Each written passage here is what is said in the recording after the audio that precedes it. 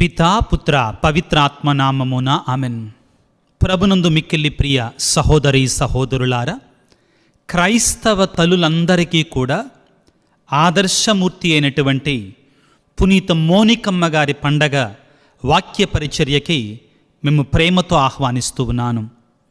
లూకాసు సువార్త 18వ అధ్యాయము 2వ వచనము నుండి యేసు వారికి ఈ ఉపమానమును బోధించను. ఒకానొక పట్టణమున న్యాయాధిపతి ఒకడు కలడు. అతడు దేవుడని భయపడడు, మానవులను లక్ష్యపెట్టడు. అచ్చట ఒక వితంతువు ఉండెను. ఆమె అతని వద్దకు వచ్చి, నాకు న్యాయము చేర్చుము, నా ప్రత్యర్థిను నిన్ను కాపాడుమను తరచుగా చెప్పుకొనుచుండెడిది. అతడు కొన్నాళ్ళు ఆమె మొరను పెడచెవిని పెట్టెను. కానీ అతడు, నేను దేవునికి భయపడను, మానవులను గౌరవింపను. అయినను ఈ విధవరాలు నన్ను పీడింపకుండుటకై, ఈమె పదే పదే వచ్చి నన్ను బాధ పెట్టకుండుటకై ఈమెకు న్యాయమును చేకూర్చెదను అని తలంచెను. అంతట యేసు ఇట్లనెను, ఈ అవినీతిపరుడైన న్యాయాధిపతి ఏమి పలికెనో వింటిరి కదా. అట్లే రేయింబవళ్ళు తనకు మొరపెట్టుకొను తన ప్రజలకు దేవుడు న్యాయము చేకూర్పకుండునా వారికి న్యాయము చేయుటలో ఆలస్యము చేయునా అని పలికెను. క్రీస్తునాథుని యందు మిక్కిలి ప్రియ సహోదరి సహోదరులారా, సహజంగా కుటుంబములో పిల్లల గురించి, బిడ్డల గురించి ఎక్కువగా పట్టించుకునేది, వారు ఒకవేళ దారి తప్పితే బాధపడేది తల్లి.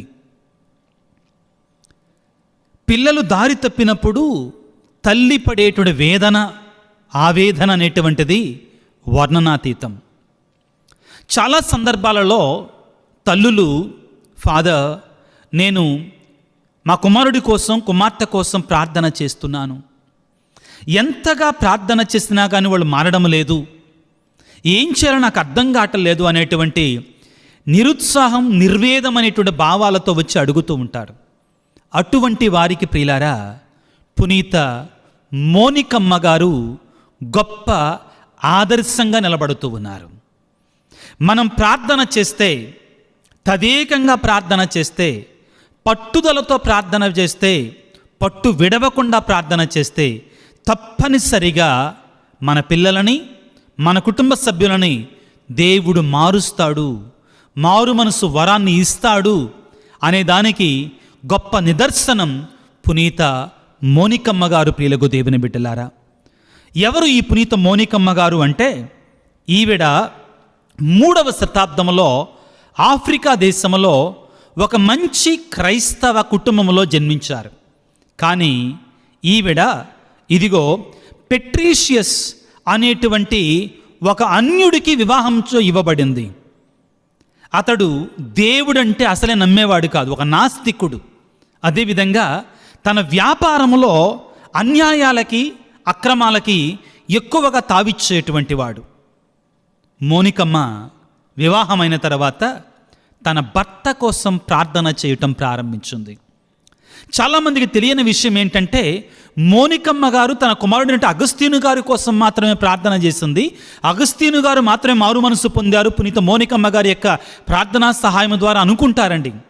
ఇంకొకటి కూడా ఉందండి. అదేమిటి అంటే, తన భర్త యొక్క మారు మనసు కొరకై ఉపవాసం ఉండి తదేకంగా ప్రార్థన చేసింది. చివరికి తన భర్త మారు మనసు పొందాడు. ఈ మోనికమ్మ గారికి 2 కుమారులు ప్రియులారా. మొదటివాడు అగస్తీన్ అయితే, రెండవ వాడు నవజీయస్. అయితే అగస్తీను గారు చాలా తెలివైనటువంటి వాడు, చాలా జ్ఞాని. పువ్వు పుట్టగానే పరిమళిస్తుంది అన్నట్లుగా చాలా జ్ఞాని. ముఖ్యంగా ఆ రోజుల్లో లతీను భాష అంటే ఈ రోజుల్లో మనకి ఇంగ్లీష్ ఎలానో అలా అన్నమాట. లతీను భాష బాగా వస్తే ఎక్కడైనా జాబ్ ఇచ్చేవాళ్ళు. అదేవిధంగా అగస్తీను గారు కూడా ఆ కాలంలో లతీను భాషని, గ్రీకు భాషని ఔపోసన పట్టాడు. మహాజ్ఞాని. పుట్టుకతోటి అతని జ్ఞానవరం ఉంది. అదేవిధంగా అతను గ్రామరు, వ్యాకరణము, ఫిలాసఫీ, చాలా ఈ యొక్క రచయితలు రచించినటువంటి పెద్ద పెద్ద ఫిలాసఫర్స్ రాసిన పుస్తకాలను కూడా ఆయన చాలా సులువుగా చదివేసేవాడు, వాటిని తన మనసులో భద్రపరచుకునేటువంటి వాడు. అయితే తనకు 17 సంవత్సరాల వయసు వచ్చినప్పుడు తండ్రి అప్పటికే చనిపోయాడు. ఇక అగస్తీను గారు నిదానంగా చెడు మార్గాన్ని పట్టడం ప్రారంభించాడు. దేవుడంటే లెక్క లేకుండా దబ్బర దేవతలను పూజించటం, సాతాను ఆరాధనలో పాల్గొనడం, ఇటువంటి వాటిని ఆయన అనుసరించేవాడు. ఆ రోజుల్లో ఒక వాదం ఉండేది. ఏమిటి అంటే, దేవునికి ఎంత శక్తి ఉందో సైతాను కూడా అంతే శక్తి ఉంది అనేటువంటి ఆ యొక్క ఫిలసాఫికల్ వాదం ఉండేది. దాన్ని ఆయన అనుసరించేవాడు. అంతేకాకుండా ఆయన చెడు వ్యసనాలకు కూడా లోనయ్యాడు. ఈ మోనికమ్మ గారు ప్రియులారా తదేకంగా ప్రార్థన చేసింది. ప్రియమైనటి తల్లులారా, భార్యలారా, మీ భర్తల మారు మనస్సు కొరకే ప్రార్థన చేస్తూ, మీ పిల్లల మారు మనస్సు కొరకే మీరు ప్రార్థన చేస్తూ నిరుత్సాహపడుతున్నారేమో. మోనికమ్మ గారిని చూడండి. వివాహమైన తరువాత సుమారుగా 15 సంవత్సరాల పాటు తన భర్త కోసం ఉపవాసం ఉండి ప్రార్థన చేసి, విడవకుండా ఎడతెగక ప్రార్థన చేసి తన భర్తను మార్చుకుంది, దేవుని సన్నిధికి నడిపించుకుంది. ఆ తర్వాత మరలా ఇక తన కుమారుని కోసం ప్రార్థన చేయడం తన వంతు అయింది. ఇంకా ఎక్కువగా ఉపవాసాలు ఉండేదండి. ఇదిగో ఈ యొక్క మోనికమ్మ గారు చివరికి సుమారుగా ప్రియులారా 18 సంవత్సరాల పాటు తన కుమారుని కోసం ప్రార్థన చేసి చివరికి ప్రియులారా అగస్తీను గారు తెలివైనటువంటి వాడని చెప్పాడు. ఆయన ఈ రోము నగరం దగ్గరలో ఒక లటీన్ స్కూల్ పెట్టాడు, కానీ ఫెయిల్ అయిపోయాడు. చివరికి ఆయన మిలాను నగరానికి వెళ్ళాడు. అక్కడ ఆ మిలాను యొక్క ఆ యొక్క ప్రాంతంలో ఉన్నటువంటి ఒక బిషప్ గారి యొక్క ప్రోద్బలము ద్వారా ఆయన ఆకర్షించబడ్డాడు. ఆ బిషప్ గారికి మంచి స్నేహితుడయ్యాడు. చివరికి ఈ పునీత అగస్తీను గారు 387వ సంవత్సరంలో తన తల్లి యొక్క కన్నీటి ప్రార్థన కారణముగా మారు మనసు పొందాడు. ఈస్టర్ పండగ రోజున బిషప్ గారి చేతుల మీదుగా జ్ఞానస్నానం పొందాడు. జ్ఞానస్నానం పొందటం మాత్రమే కాదు, గురువయ్యాడు. ఆ తర్వాత బిషప్ గారు అయ్యారు. ఇక్కడ మనం చూడాల్సింది, ఒక పాపి పరిశుద్ధుడిగా మారారు. చివరికి ఆయన ఒక మిత్రాసనానికి బిషప్గా అయ్యారు. మేమందరము కూడా వేదశాస్త్రాన్ని చదివేటప్పుడు ఈ పునీత అగస్తీను గారు రాసినటువంటి వేదశాస్త్రాన్ని తప్పనిసరిగా చదవాలి. మహాజ్ఞాని ఆయన.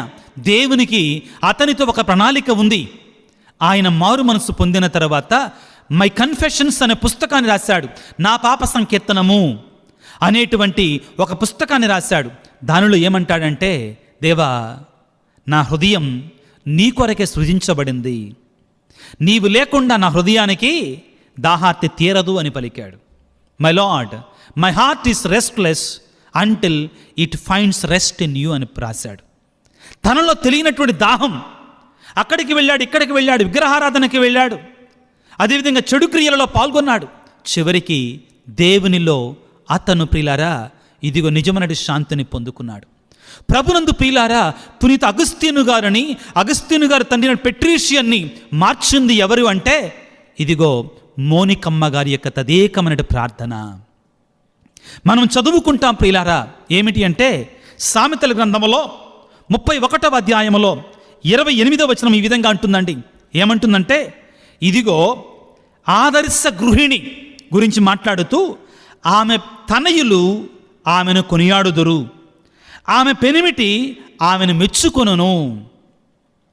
మోనికమ్మ గారిని తన పెనిమిటి మెచ్చుకున్నాడు, తన కొడుకు పొగిడాడు. చివరికి పునీత మోనికమ్మ గారు ప్రియులకు దేవుని బిడ్డలారా తన కుమారుని దగ్గరే ఉండి తాను మరణించారు. మరణిస్తూ తన కుమారుని గురువైనటువంటి బిషప్ గారు అయినటువంటి అగస్తీను గారిని మణులు మాణిక్యాలు అడగల మోనికమ్మ గారు. మరి ఏమడిగారు అంటే, మోనికమ్మ గారు ఒకే ఒక మాట అన్నారు, అయ్యా, నేను చనిపోయేటువంటి గడియ దగ్గర పడుతుంది, నువ్వు నన్ను ఎక్కడ పాతి పెడతావో నేను అడగను, నువ్వు నన్ను ఎక్కడ సమాధి చేస్తావో నేను అడగను, కానీ ఒకటి మాత్రం మరిచిపో మాకు, నీ పూజలో నువ్వు పీఠం దగ్గర నిలబడ్డప్పుడు నన్ను జ్ఞాపకం ఉంచుకో దయచేసి. ఒక తల్లి గురువైనటువంటి తన కుమారుని కోరుకోవాల్సినటువంటి అతి శ్రేష్టమైన కోరికను కోరుకుంది పునీత మోనికమ్మ గారు. దానిని బట్టి ఆ యొక్క మోనికమ్మ గారు ఎంత భక్తురాలు అని మనకు అర్థమవుతుంది. చాలామంది మీలో ప్రియులైన తల్లిదండ్రులారా, తల్లులారా, ముఖ్యంగా కుమారుల విషయమై, కుమార్తెల విషయమై, భర్త విషయమై మారు మనసు లేదని ఇదిగో వేదనతో జీవిస్తున్నారా? పునీత మోనికమ్మ గారిని ఆదర్శంగా పెట్టుకొని ప్రార్థన చేయండి. ఈనాటి వాక్యములో ప్రభువు ఒక ఉపమానాన్ని చెప్తున్నాడు. ఏమిటి ఉపమానం అంటే, ఇదిగో ఒక గ్రామములో ఒక న్యాయాధిపతి ఉన్నాడు. ఆ న్యాయాధిపతి దగ్గరికి ఒక స్త్రీ, ఒక వితంతువు అంటే ఎవరు? దిక్కుమొక్కు లేరు, భర్త లేడు, భర్త చనిపోయాడు. ఒక వ్యక్తి ద్వారా ఆమెకి ఒక సమస్య ఉంది. నాకు న్యాయం చేయమని అడిగింది. ఒకసారి వెళ్ళింది, 2 సార్లు వెళ్ళింది, వినలేదు. 3 సార్లు వెళ్ళింది, వినలేదు. కానీ పదే వెళ్ళింది. ఆ న్యాయాధిపతి ఏమన్నాడు? నేను దేవుడంటే భయపడను, మనుషులను గౌరవించను, కానీ ఈ స్త్రీ నా దగ్గరికి పదే వస్తుంది కాబట్టి ఈమె కోరిక తీరుస్తానన్నాడు అని ప్రభు ఉపమానాన్ని చెప్పి ఏమంటున్నాడంటే, ఆ అన్యాయపు అధిపతి, న్యాయాధిపతి ఆ స్త్రీ పదే వచ్చింది కాబట్టి తప్పలా తనకి న్యాయాన్ని ఇవ్వడం. మరి అటువంటిది మీ దేవుడు ప్రేమామయుడు కదా, మీరు పదే అడిగితే దేవుడు ఆలకించకుండా ఉంటాడా?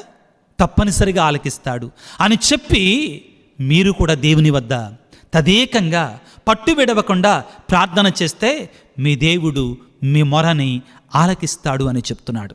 ప్రభునందు ప్రియులారా, మన బిడ్డల కొరకై, మన కుటుంబంలో సభ్యులు ఎవరైనా కానీ దారి తప్పి, మార్గం తప్పి దేవుని నుండి దూరంగా వెళుతున్న సమయంలో మోనికమ్మ గారి వరే ప్రార్థన చేయడానికి ప్రయత్నం చేద్దాం. మోనికమ్మ గారు పిల్లారా శ్రీ సభలో తల్లులందరికీ, భార్యలందరికీ గొప్ప ఆదర్శం. ఆ తల్లి వలె మనం కూడా ప్రార్థన చేస్తే మోనికమ్మ గారి ప్రార్థనను ఆలకించినటువంటి ఆ దేవాది దేవుడు నీ ప్రార్థనను కూడా ఆలకిస్తాడు. అయితే మనలో చాలామంది మీకు కూడా చేసేది ఏమిటి అంటే, మనకి క్షణాల్లోనే రిజల్ట్ రావాలంటామండి, చిటికేస్తే జరిగిపోవాలంటామండి ప్రార్థనలో. అది సాధ్యము కాదు ప్రియులారా. దేవుని కుమారుడైన యేసు భగవానుడే ప్రతి దినము కూడా, అనుదినము కూడా పట్టు విడవకుండా ప్రార్థన చేశాడు, తదేకముగా ప్రార్థన చేశాడు.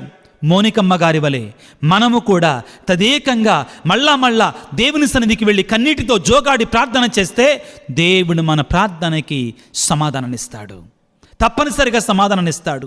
అడుగుడు మీకు వసగబడును, అడిగిన ప్రతి వానికి వసగబడునని మత్తయి శుభవార్త 7వ అధ్యాయం 7వ వచనంలో పలికినట్టు ఆ దేవుడు మనను ఆలకిస్తాడు, మన కుటుంబ సభ్యులను మారుస్తాడు.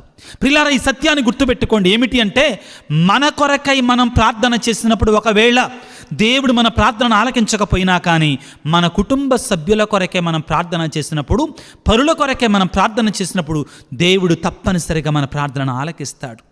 ఈ సందర్భంగా ప్రియమైన తల్లిదండ్రులారా, తల్లులారా, ముఖ్యంగా భార్యలారా, నీ భర్త మారడం లేదని, నీ కుమారుడు మారడం లేదని, నీ కుమార్తె మారడం లేదని నీరసించమాకు. పట్టుదలతో ప్రార్థన చెయ్యి. తల్లుల యొక్క ప్రార్థనను ఆలకించే దేవుడు మనకున్నాడు. తల్లుల యొక్క ప్రార్థనను ఆలకించే దేవుడు మనకున్నాడు. తండ్రుల యొక్క ప్రార్థనను ఆలకించే దేవుడు మనకున్నాడు. అలనాడు హన్నా ప్రార్థన చేయగా దేవుడు ఆ తల్లి యొక్క మొరను ఆలకించాడు. నాయును వితంతువు ప్రార్థన చేయగా దేవుడు ఆ తల్లి యొక్క ప్రార్థనను ఆలకించాడు. యాయిరు తన కుమార్తె కొరకే ప్రార్థన చేయగా దేవుడు ఆ తండ్రి యొక్క ప్రార్థనను ఆలకించాడు. ఈనాడు నీ ప్రార్థనను కూడా ఆలకించే దేవుడు మనకున్నాడు. నీలో ఉండవలసిందల్లా ఏమిటంటే విశ్వాసము, పట్టుదల, దేవుని సన్నిధికి వెళ్ళి జోగాడి ప్రార్థన చేయటం. దేవుడు నీ బిడ్డలను మార్చబోతున్నాడు. దేవుడు నీ భర్తను మార్చబోతున్నాడు. నీ కుటుంబ సభ్యులను మార్చబోతున్నాడు. ఆ విశ్వాసము, ఆ పట్టుదలతో ప్రార్థన చేయి. తలలో ఉంచి ప్రార్థన చేసుకుందాం.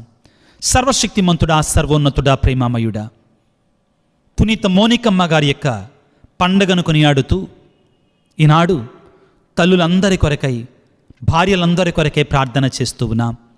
ప్రభువా, వారిని దీవించండి, ఆశీర్వదించండి. వారిలో ఉన్న విశ్వాసాన్ని మీరు బలపరచండి తండ్రి. నువ్వు అంటున్నావు ప్రభువా, ఆదర్శ గృహిణి వలన తన భర్త కీర్తిని పొందుతాడు, తన కుమారులు తనను పొగుడుతారు అని పలుకుతున్నావు. నీకు స్తోత్రాలు. ఇదిగో ఈ పునీత మోనికమ్మ గారి యొక్క మధ్యస్థ ప్రార్థన ద్వారా కథోలిక శ్రీ సభలో ఉన్నటువంటి తల్లులందరిని దీవించండి, ఆశీర్వదించండి. వారి ప్రార్థనను ఆలకించండి ప్రభువా. ముఖ్యంగా భర్తల కొరకై, పిల్లల కొరకై, కుటుంబ సభ్యుల కొరకై కన్నిటితో ఎవరైతే, ఏ తల్లులైతే ప్రార్థన చేస్తూ ఉన్నారో అట్టి తల్లులందరిని దీవించండి, ఆశీర్వదించండి. ఎక్కడో ఒక చోట ఆదర్శవంతమైన జీవితాన్ని జీవించకుండా తల్లులు కూడా చెడు మార్గంలో బ్రతుకుతున్నట్లయితే వారికి కూడా మారు మనసును ప్రసాదించమని వేడుకొనిచున్నాం. అనారోగ్యముతో బాధపడుతున్న బిడ్డలను నీ గాయపడిన హస్తములతో తాకి స్వస్థపరచండి. ప్రత్యేకమైన రీతిలో ప్రభువ కుటుంబంలో శాంతి సమాధానం అటువంటి వారికి, దారి తప్పినటువంటి పిల్లల కొరకే ప్రార్థన చేస్తూ ఉండగా వారందరిని దీవించమని, మా కోసం ప్రార్థన చేయండి స్వామి అని యూట్యూబ్లో మెసేజ్లు పెడుతున్నట్టు వారందరి కొరకై ఈ క్షణంలో ప్రార్థన చేస్తూ వారిని దీవించండి, ఆశీర్వదించమని మా ప్రభు అయిన క్రీస్తు ద్వారా వేడుకొనుచున్నాము తండ్రి, ఆమెన్. ప్రభువు మీతో ఉందరుగాక, మీ ఆత్మతో ఉందరుగాక. సర్వశక్తి గల సర్వేశ్వరుడు పిత, పుత్ర, పవిత్రాత్మ మిమ్మందరిని చల్లగా దీవించి ఆశీర్వదించి కాపాడుదురుగాక. God bless you. దేవుడు మిమ్ము దీవించుగాక. ఆమెన్.